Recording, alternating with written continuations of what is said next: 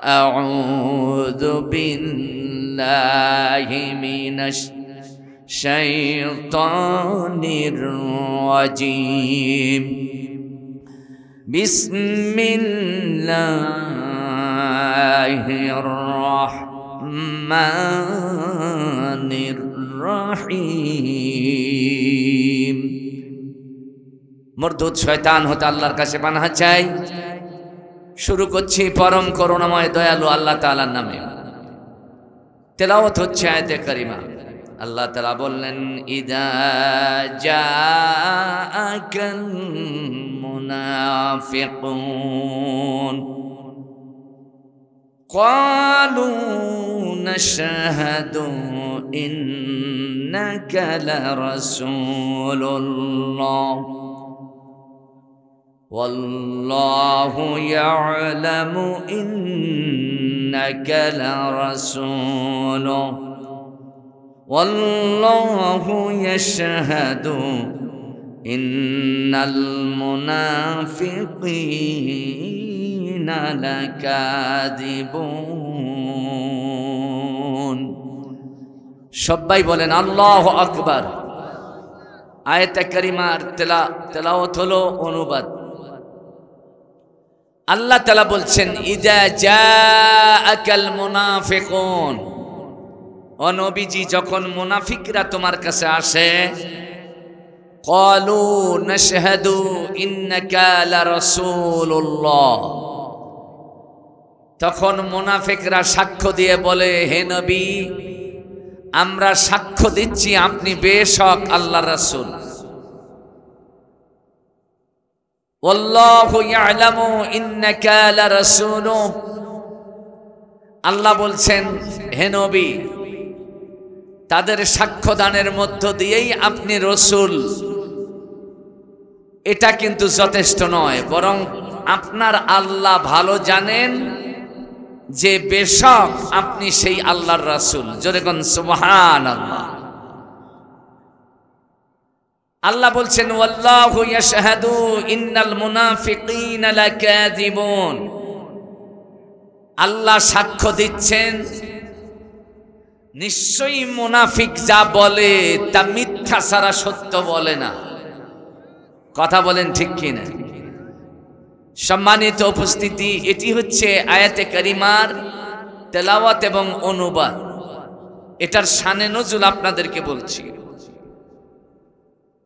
আপনারা জানেন কোরআনের পরে যেই কিতাবটির মর্যাদা আমাদের মুসলিম উম্মার কাছে অত্যন্ত গুরুত্ববহ করে, সেই কিতাবটির নাম হচ্ছে বুখারী শরীফ।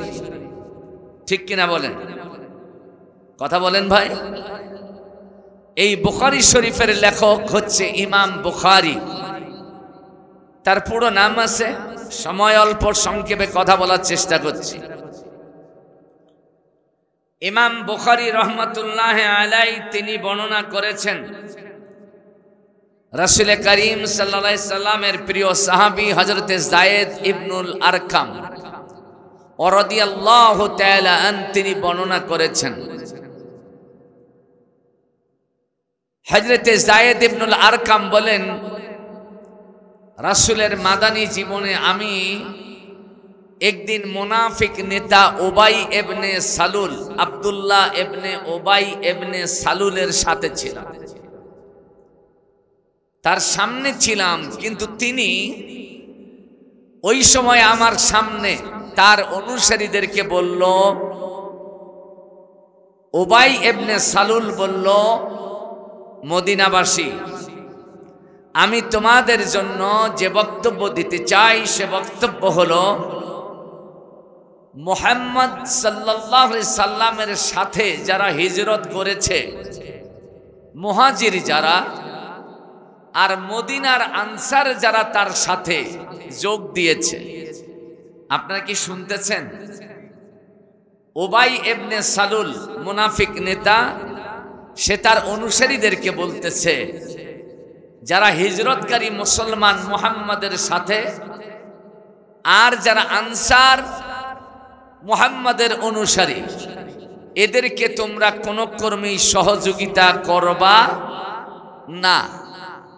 কথা দিয়ে, টাকা পয়সা দিয়ে, ক্ষমতা দিয়ে এদেরকে সহযোগিতা করবা না। কে বলল? উবাই ইবনে সালুল বলল। যায়েদ ইবনুল আরকাম বলেন, আমি এটা শোনার পর খুবই মর্মাহত হলাম, কষ্ট পেলাম। আমি আমার চাচাকে, কে বলল? যায়েদ ইবনুল আরকাম বলেন, আমি আমার চাচাকে বললাম, চাচা, উবাই ইবনে সালুল আমার নবীজি এবং তার অনুসারীদের সম্বন্ধে এই বক্তব্য দিল। যায়েদ ইবনুল আরকামের চাচা এই কথাগুলো গিয়ে আবার নবীজির কানে দিয়ে দিলেন। নবী করিম সাল্লাল্লাহু আলাইহি সাল্লাম এই কথা শোনার পর যায়েদ ইবনুল আরকামকে ডেকে নিলেন, জিজ্ঞেস করলেন, কি ঘটনা বলো। যায়েদ ইবনুল আরকাম বলেন, ইয়া রাসূলুল্লাহ, ইয়া হাবিবাল্লাহ, আমি উবাই ইবনে সালুলের সামনে দাঁড়ায়া ছিলাম। উনি ওনার অনুসারীদেরকে বক্তব্য দিয়ে এই কথাগুলো বলছিল, যা আমি নিজ কানেই শুনেছি। রাসূল করিম সাল্লাল্লাহু আলাইহি সাল্লাম তার কাছ থেকে বক্তব্য শোনার পর উবাই ইবনে সালুলকে ডাকলেন। কারণ উবাই ইবনে সালুল ওই সময় কিন্তু টুপিওয়ালাদের কাতারে ছিল, মাথায় টুপি ছিল, মুখে দাড়িও রাইখা দিছিল, জুব্বাও গায়ে ছিল, নবীজির পিছনে নামাজও পড়ছিল। নবী করিম সাল্লাল্লাহু আলাইহি সাল্লাম উবাইকে বললেন, তুমি এই বক্তব্য দিয়েছ। তখন উবাই ইবনে সালুল আল্লাহর নামে কসম করে বলছেন, না, এ বক্তব্য আমি দিতে পারি না, এই বক্তব্য আমার থেকে হয়নি। তখন নবী করিম সাল্লাল্লাহু আলাইহি সাল্লাম যায়েদ ইবনুল আরকামকে মিথ্যাবাদী বললেন, যে তুমি মিথ্যাবাদী। আর উবাই ইবনে সালুলকে সত্যবাদী বললেন। আমার নবী যেহেতু গায়েব জানে না, আমার নবী কি গায়েব জানে? জোরে কন না।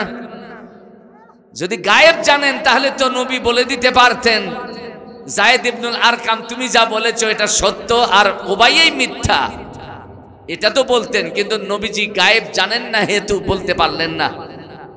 যখন যায়েদ ইবনুল আরকামের মতো একজন সাহাবী আমার নবীর কথা অনুযায়ী মিথ্যাবাদী সাব্যস্ত হলো, আমার আল্লাহ সঙ্গে সঙ্গে এই আয়াতে কারিমা নবীর উপরে নাজিল করে বললেন, ইয়া রাসূলুল্লাহ, ইন্নাল মুনাফিকিনা লাকাযিবুন, নিশ্চয়ই যারা এখন থেকে আয়াত নাজিলের পর থেকে কিয়ামত পর্যন্ত মুনাফিকের ভূমিকায় থাকবে, নামবে, আসবে, এরা সবাই মিথ্যাবাদী। জোরে কোনে রাখি। আপনারা বলেন, আমার দেশের মধ্যেও এরকম মিথ্যাবাদী মুনাফিকের লেবাস ধারণকারী মুসলমান আছে? আরো জোরে কোন আছে না নাই? মুহাম্মদুর রাসূলুল্লাহর প্রেমিকরা যখন ক্ষমতায় যাওয়ার একেবারেই কাছাকাছি, তখন উবাই ইবনে সালুলের উত্তরসূরিরা আবল তাবল বক্তব্য দিচ্ছে, তাদের বিরুদ্ধে বিষোদগার শুরু করছে, ঠিক কিনা বলেন? আপনারা কি কিছু একটা বুঝতেছেন এই বক্তব্য থেকে? আমি গতকাল কথা বলেছি মান্দা নওগাঁয়ে, ওখানে আলাদা আলোচনার বিষয় ছিল। তবে ওই আলোচনা আমি আমার মসজিদে করেছি। আমার পূর্ণাঙ্গ আলোচনা, যদি বিষয়ভিত্তিক আলোচনা শোনার ইচ্ছা যদি আপনাদের থাকে, যারা বিভিন্ন এলাকার থেকে এসেছেন, আগামী জুমার থেকে আমার মসজিদে আসবেন। বিষয় ভিত্তিক আলোচনা। এতদিন স্বৈরাচারের চোখ রাঙ্গানির কারণে জাতিকে যে আলোচনাগুলো শোনানো আমাদের পক্ষে সম্ভব হয় নাই, আমরা মসজিদ কমিটি বলে দিয়েছে মসজিদের মধ্যে দেদারছে কোরআন হাদিস থেকে আলোচনা হবে। কাউরো চোখ রাঙ্গানি, কাউরো হুমকি ধমকির কারণে মসজিদে আল্লাহর কথা বন্ধ হবে না। আপনারা সকলেই চান এই পরিবেশটা গোটা দেশের মসজিদের মধ্যে সৃষ্টি হোক? জোরে কোন এটা চান?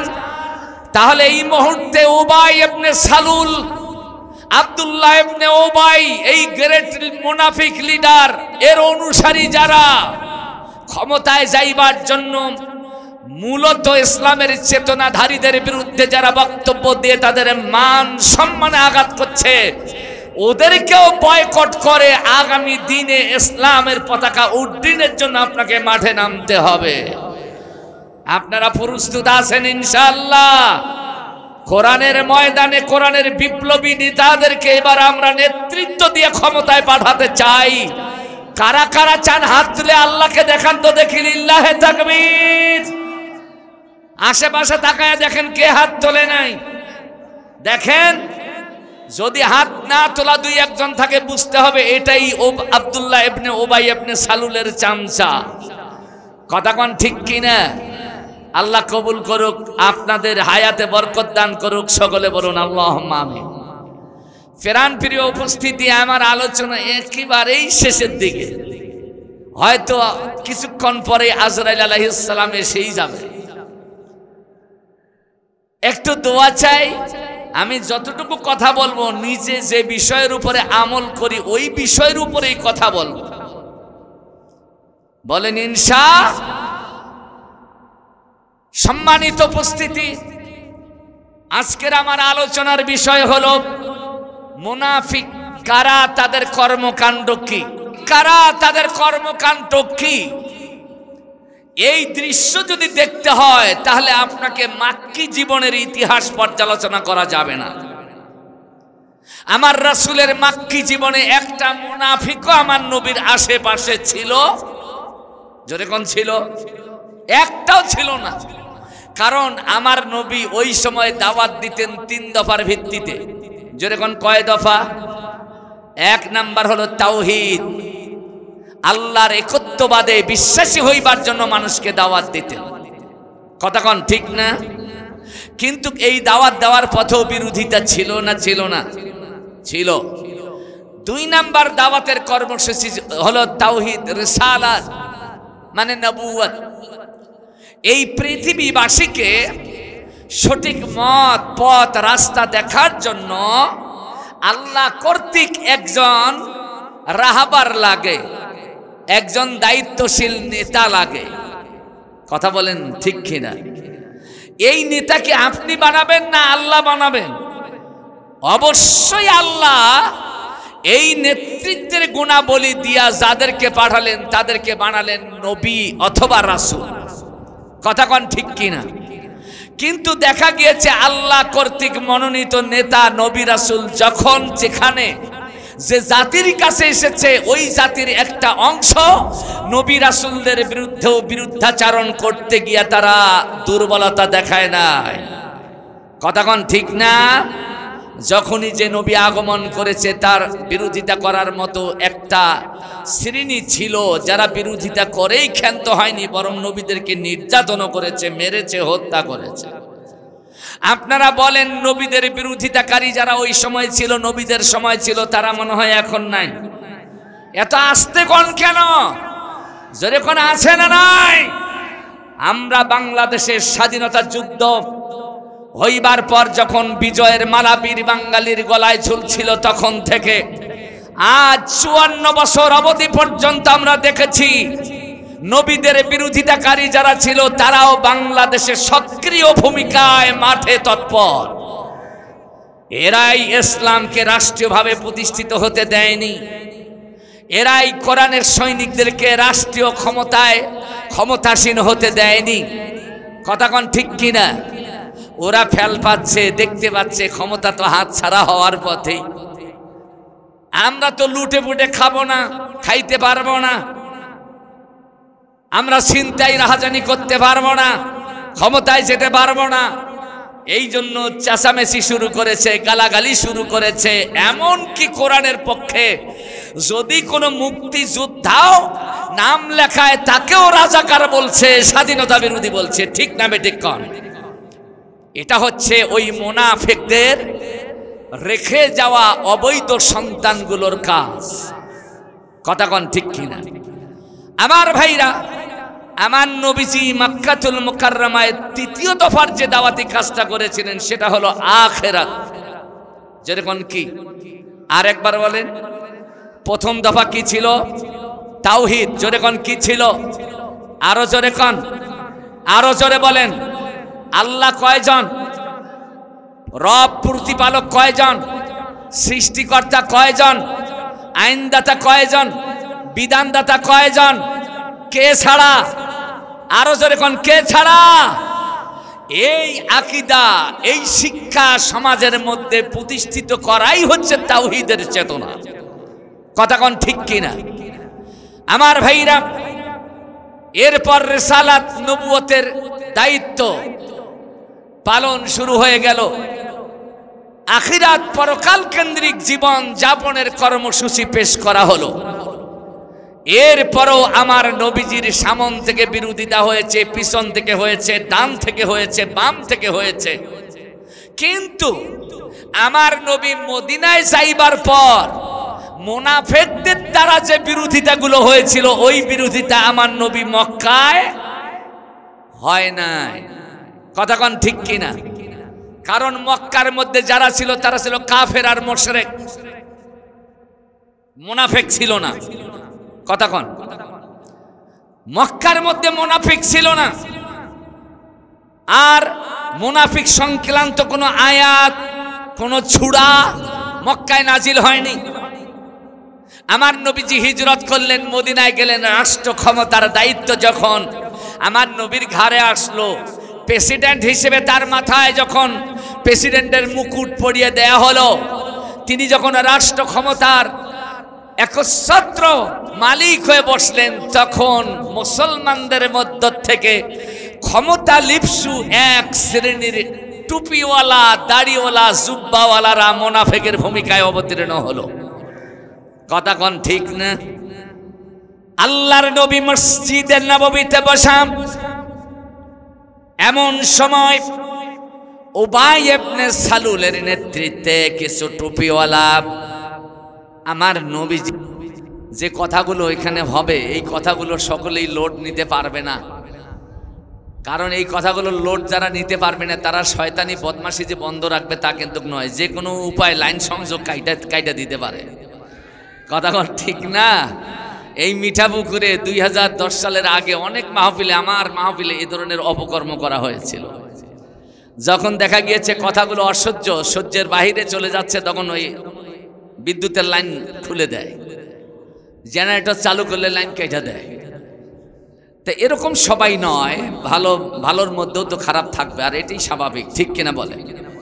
সম্মানিত প্রাণপ্রিয় উপস্থিতি, তা আমি যে কথাটি বলতেছিলাম সেটি হচ্ছে মুনাফিক কারা, তাদের পরিচয় এবং তাদের কর্মপদ্ধতি এটা কেমন ছিল।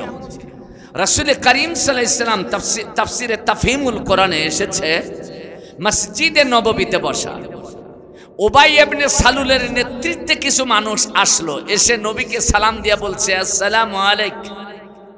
আমার নবী সালামের জবাব দিলেন। তারা বলল কলু, এই কলুর ফাইল হলো মুনাফিকেরা। তারা বলল, নাশহাদু ইন্নাকা লা রাসূলুল্লাহ, আমরা আগে আপনার বিরোধিতা করেছি, কিন্তু এখন বিরোধিতা করি না, বরং আমরাই সাক্ষ্য দিচ্ছি আপনি আল্লাহর নবী। আচ্ছা, আপনারা সুবহানাল্লাহ কেন বললেন না? না না, না বলাটাই ঠিক ছিল আপনাদের জন্য, বলাটাই তো বেঠিক। যেখানে আল্লাহ বলছেন ওয়াল্লাহু ইয়াশহাদু ইন্নাল মুনাফিকিনা লাকাযিবুন, আল্লাহ সাক্ষ্য দিচ্ছেন যে মুনাফিক যা বলে তা মিথ্যা বলে। ওরা নবীকে নবী হিসেবে সাক্ষ্য দিল ঠিক, কিন্তু ওদের অন্তরে এই সাক্ষ্য ছিল মৌখিক সাক্ষ্য। আমাদের দেশের মধ্যেও কিছু নেতা আছে ইসলামের পক্ষে খুব গরম বক্তব্য দেয়, অনেক মানুষ আছে ইসলামের পক্ষে অনেক জোরালো বক্তব্য দেয়, কিন্তু ইসলাম মানা তো দূরের কথা, ইসলাম যারা মানে তাদের ক্ষতি সাধন করার জন্য গোপনে গোপনে এরা ষড়যন্ত্র করে, যাদের কারণেই বাংলাদেশে ইসলামের দুরবস্থা। ঠিক না বে ঠিক বলেন?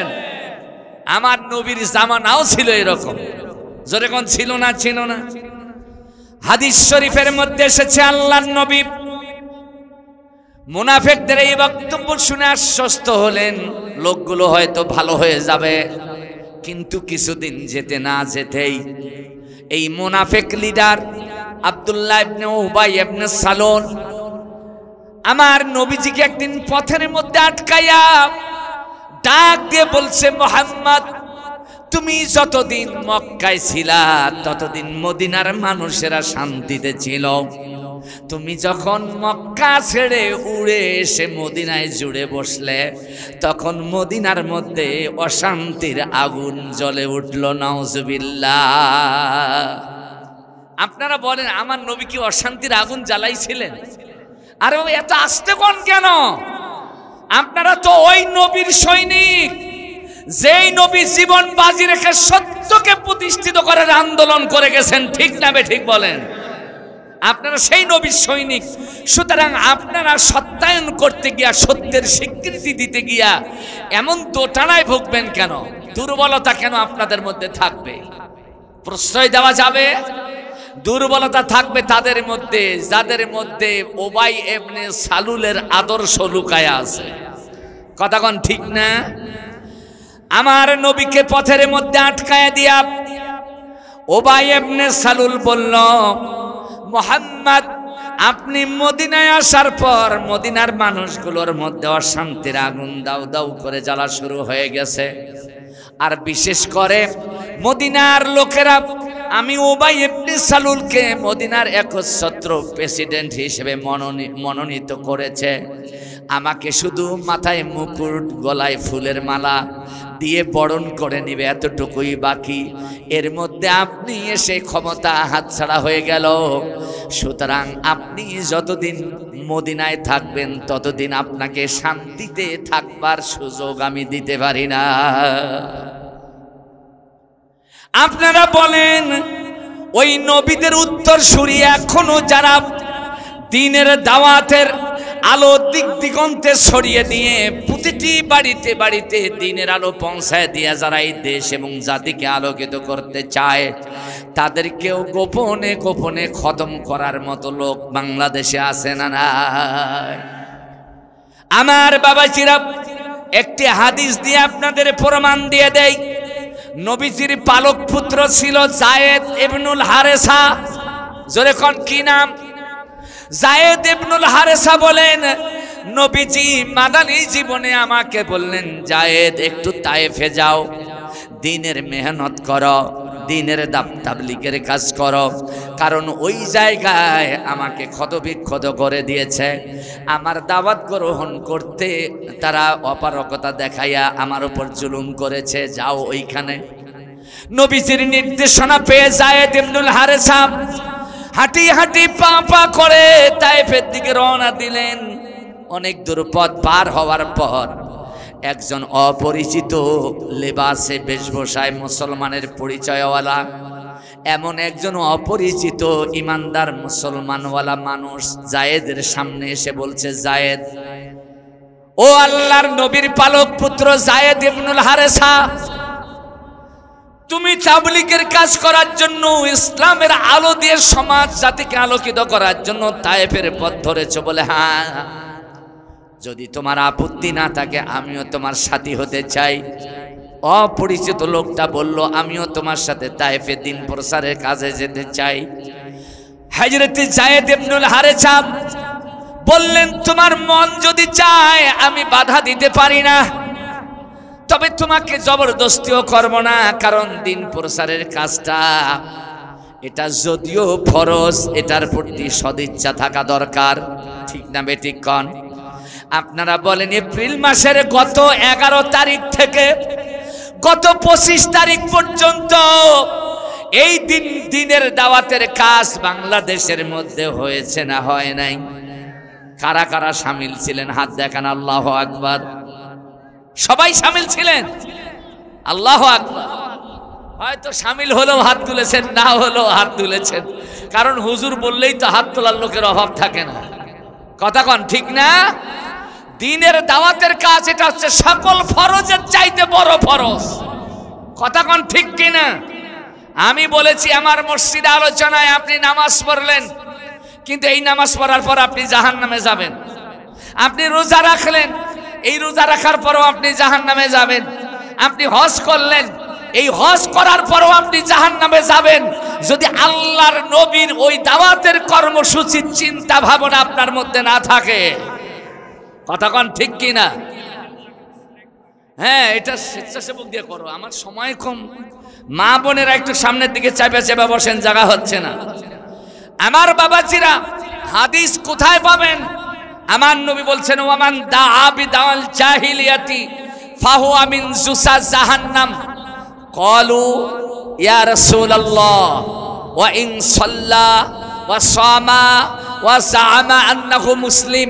আপনারা কি আমার বক্তব্য শুনতেছেন ভাই?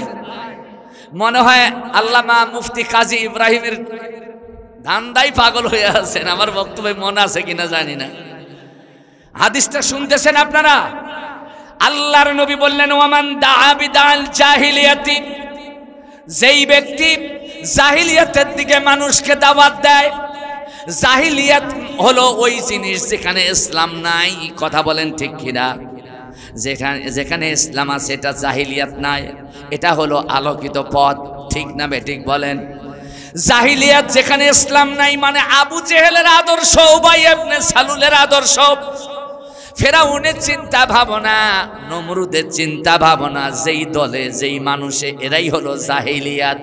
ঠিক না বেঠিক কন? আমার দিকে তাকান না, এ বাবা আমার দিকে তাকান, এই আতর দেওয়া বন্ধ করেন। আমার বাবা চিরা, আমার নবী বললেন যেই লোকটা মানুষকে জাহিলিয়াতের দিকে দাওয়াত দেয় ফাহুয়া মিন জুসা জাহান্নাম, ওই লোকটা জাহান্নামে যাবে। কে বললেন? দয়ার নবী। জোরে কোন কে বললেন? আরে বাবা সবাই বলেন না, কে বললেন? দয়ার নবী বললেন যেই লোকটা মানুষকে জাহিলিয়াতের দিকে দাওয়াত দেয় ওই লোকটা জাহান্নামে যাবে। ক্বালু ইয়া রাসূলুল্লাহ, কিছু সাহাবীরা বলল হে আল্লাহর নবী ওয়া ইন সাল্লা, লোকটা মানুষকে জাহিলিয়াতের দিকে দাওয়াত দেয়, ইসলামের দিকে দাওয়াত দেয় না, অজ্ঞতা বর্বরতার দিকে জেহালতের দিকে মানুষকে দাওয়াত দেয়, ইসলামের দিকে দাওয়াত দেয় না ঠিক, কিন্তু নামাজ পড়ে। জোরে কোন কি পড়ে? রোজা রাখে। ওয়াইন সামা ওয়াইন সাল্লা ওয়া সামা, লোকটা যদিও নামাজ পড়ে, যদিও রোজা রাখে, আমার নবী বললেন ওয়া জামা আন্নাহু মুসলিম, লোকটা যদি নিজকে মুসলমান বলে দাবি করে, এই নামাজ রোজা মুসলমানের দাবি করবার পরও ওই লোকটা জাহান্নামে যাবে। যে মানুষকে ইসলামের পথে দাওয়াত না দিয়া জাহিলিয়াতের দিকে দাওয়াত দেয়, চিৎকার দিয়ে বলেন ঠিক কিনা?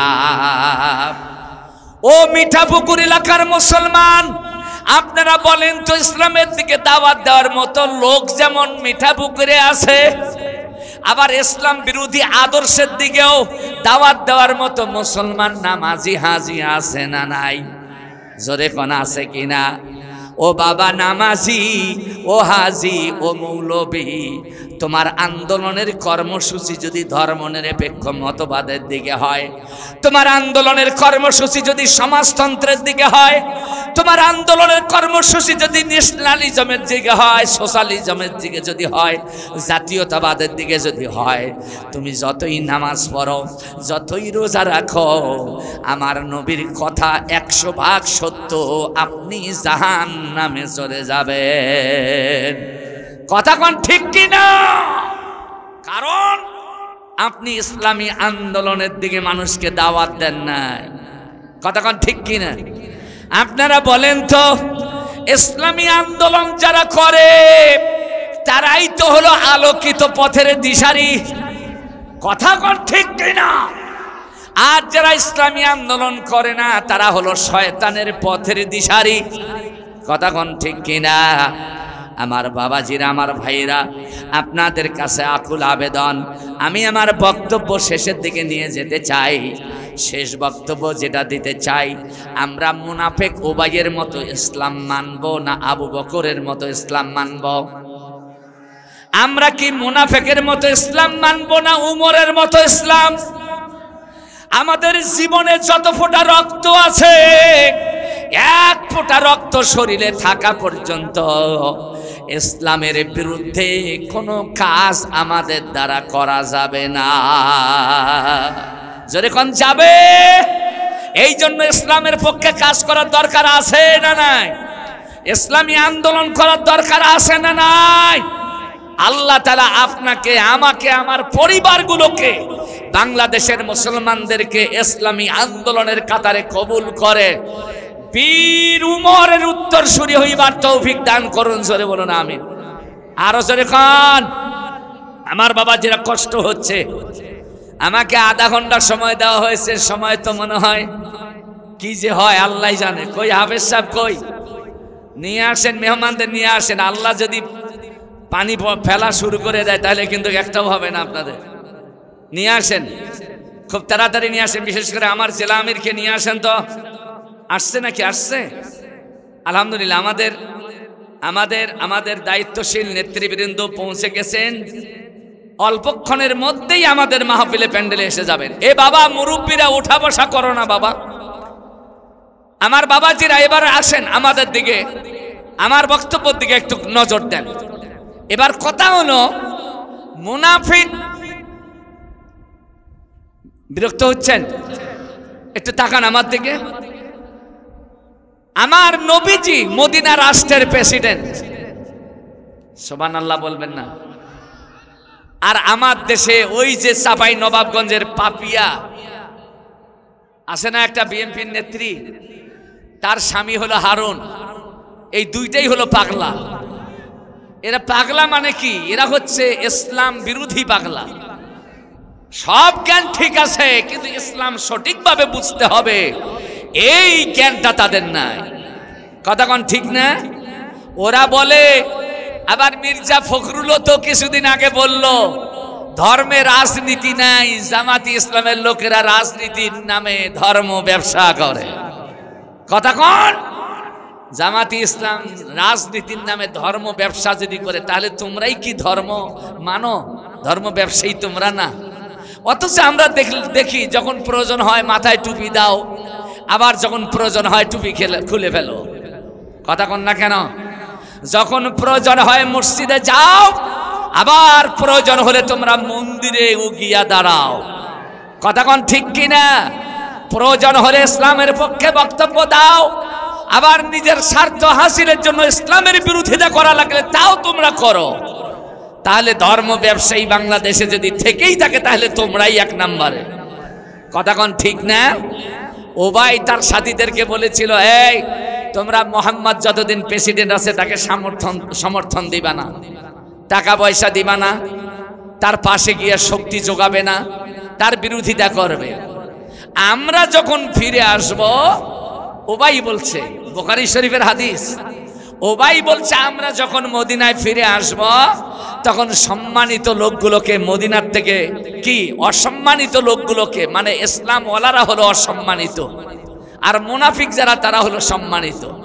ওবাই বলছে আমরা যখন মদিনায় ঢুকবো, তখন ওদেরকে বের করে দিয়া আমরাই মদিনার দায়িত্ব নিয়ে নেব।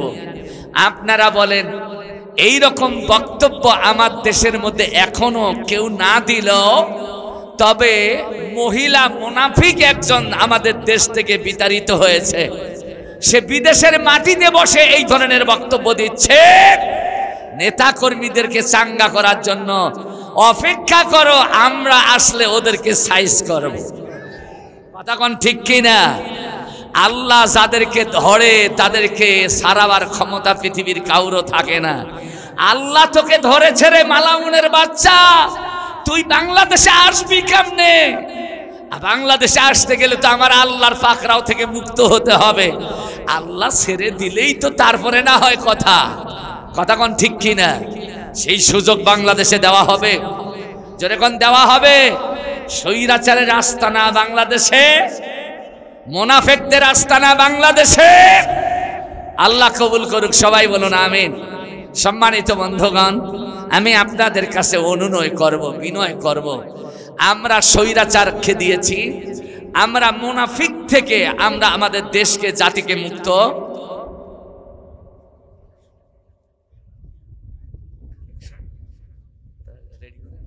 এখনই ঢুকে যাচ্ছি।